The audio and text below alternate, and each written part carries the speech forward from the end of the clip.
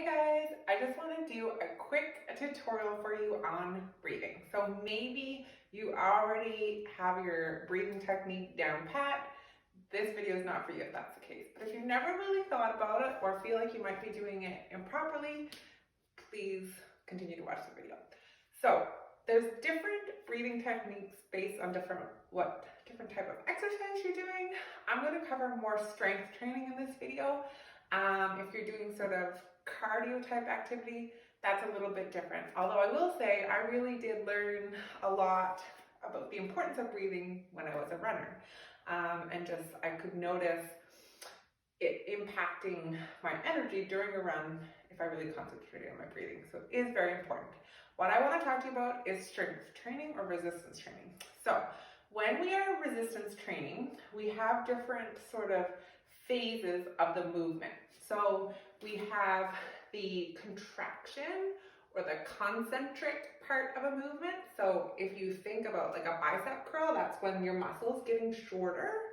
And that's sort of the active working part of the movement. And then you have the eccentric, or the part where the muscle is lengthening.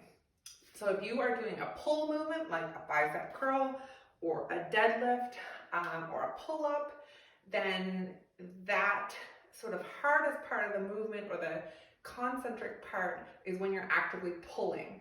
If you're doing a push-up or an overhead press, some sort of push movement, then that part of the movement is when you're pushing. So it depends on the exercise.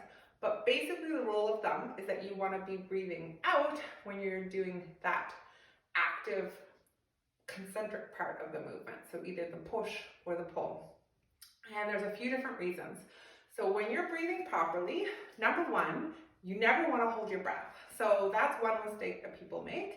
If you're holding your breath, then a few things can happen. Number one, we're not getting enough oxygen to the muscles. And number two, it can negatively affect your blood pressure. Like you could have a drop in blood pressure. And you don't want that, because then you might pass out. The other things to think about with breathing is, like I said, timing. You want to time it properly, because our breath is also connected to our core. And our core is also connected to our pelvic floor. And the whole thing works as a unit. So when you time it properly, your breath, if you're pushing out, then it's going to allow your core to engage more, and you're going to be solid. You're going to have better stability, and you're going to be able to push or pull and be stronger, have more power, more strength. So that's why it's really important. And if we're doing it the wrong way, and say we're holding our breath at the wrong time, then that can negatively affect our core and our pelvic floor. Especially important if you have any pelvic floor issues. Maybe my fellow postpartum moms, about like urine leakage and that sort of thing. Anything where there may be a pelvic floor or diastasis recti, anything where you really don't want to have sort of an increase in intra-abdominal pressure. If you don't have to, then you want to make sure you're getting your breathing right.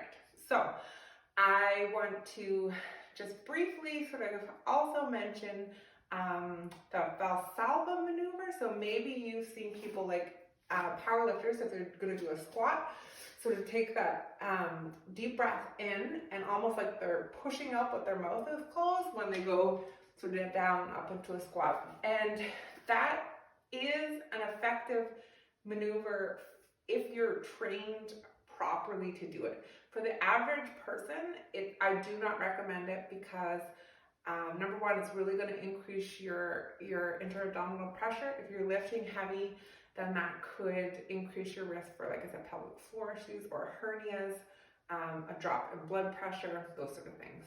So for the most part, for your average person, highly recommend you breathe out. So if you're doing a squat, that would be when you're coming up.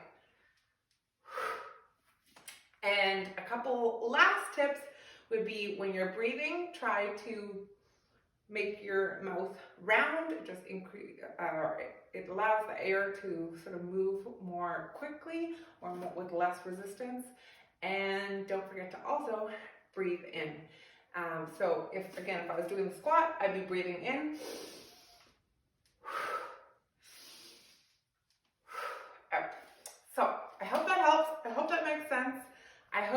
start just practicing, just try to just get used to sort of every lift that you're doing. Just be conscious of your breath, and soon enough it'll become a habit and you won't have to think about it at all, and you'll just be super strong and you'll get all the oxygen and you'll be good to go.